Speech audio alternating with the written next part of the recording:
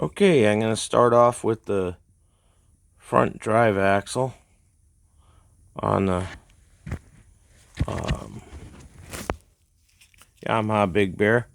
As you can see, the boots, both boots, are ripped pretty good.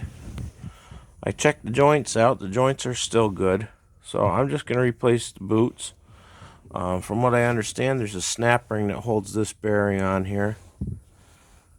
And I'm going to have to clean that up a little bit to get in there to get the snap ring loose.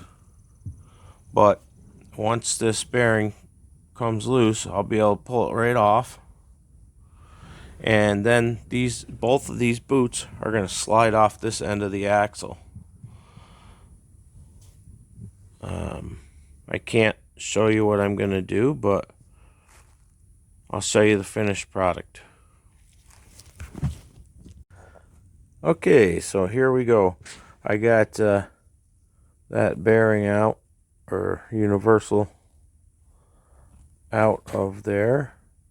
You see, it does go on with this here snap ring. This unit here slides into these splines, and all these balls go in all around here. I did not have a pair of snap ring pliers, so I used these two picks and a screwdriver to get that snap ring off. And then, of course, this bearing slid right off. Then I was able to slide the old boot off. Here's the new boot. As you can see, they are the same. Even though these are Chinese knockoff. I think they probably belong on some Chinese ATV. And there's the other boot. I gotta get this this retention clip off. The other one wasn't even on it. So I'll show you what it looks like when I get that off. Okay, so I got this other joint repacked, cleaned up the splines and the threads over here on the end of the axle. This is the end that goes onto the hub or into the hub.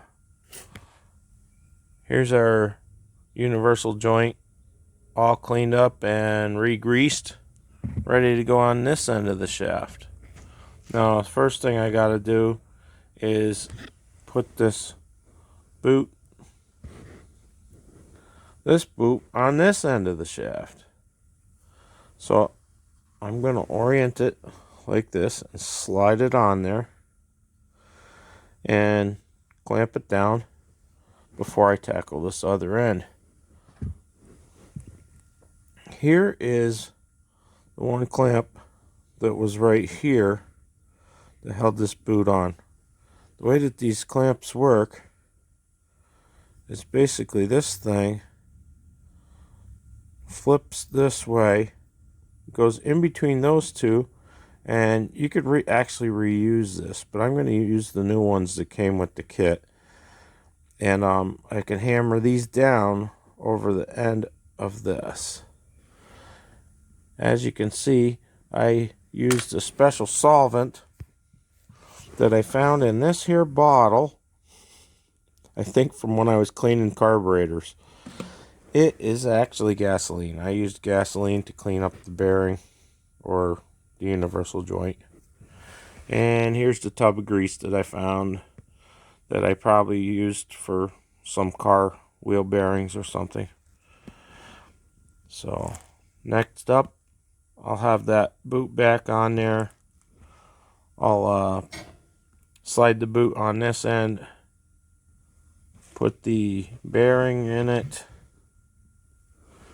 the proper way. As you can see right here, this is almost flush. This is actually going to go into the boot on this end, because this snap ring is actually going to be recessed from the end of the shaft. You could see the groove that it goes in, and it goes into the bearing. I just flipped it over here. it will go into there. The snap ring is actually going to be around right here. And then all I have to do is slide this into the differential, this end here into the differential with the bearing and the boot already on it. And then I have to put the final clamp on the boot. And this will be done. I'll show you what it looks like when I get these few parts put back together. Okay, well, I guess the kit isn't exactly right, because as you see, the replacement boot for this end of the shaft is slightly longer than the one that was on there, but I don't think that should be a problem.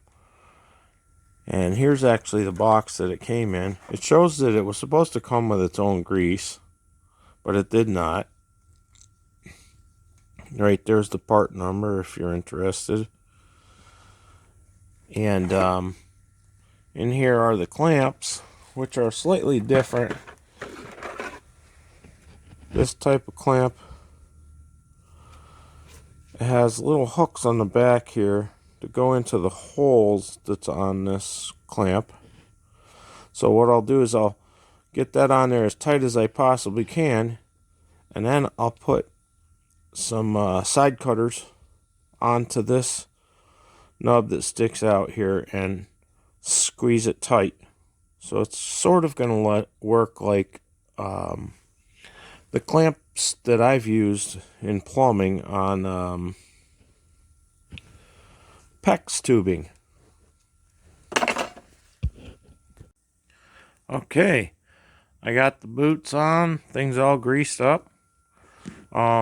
I did discover that the kit only came with one set of clamps, so it was a good thing that I saved my other clamps, because as you can see, I reused the old clamp here and put the new one on this end.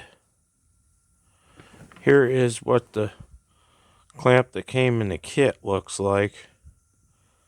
As you can see, it just has these little tabs that slip through the ring, and then you tighten this down like that, and it holds pretty good. Now the tool that I used was this old antique thing that I've used for all kinds of stuff. It's almost like a screwdriver on this one end, and with a little nail puller. I actually think this is for pulling staples out of something. Now I tried to squeeze with these diagonal cutters to tighten that down, but I just didn't have the strength. But this tool worked awesome, because I was able to get both hands on there, and it gripped right onto that thing and squeezed it in nice and tight. Now, I also put the old clamp back on over here, which the way that those worked was, as you can see, here's the one that I'm going to end up using right here, because I don't have one for it. But all you do is you flip this over, trying to do it with one hand, and then squeeze it down in there, and then close that up. Now, this diagonal cutter actually worked good for closing that up, or at least squeezing that nice and tight. Then I used the regular household slip joint pliers, and to get it really tight, took my screwdriver and put it right on the clamp, and then tapped on the end of it with a hammer to get it nice and tight, so it's not going to come loose when the machine's being used. As you see, I got the bearing, or the universal, put back on there. But as I put this on the machine, I'm going to pack that right full of grease and put this clamp on it.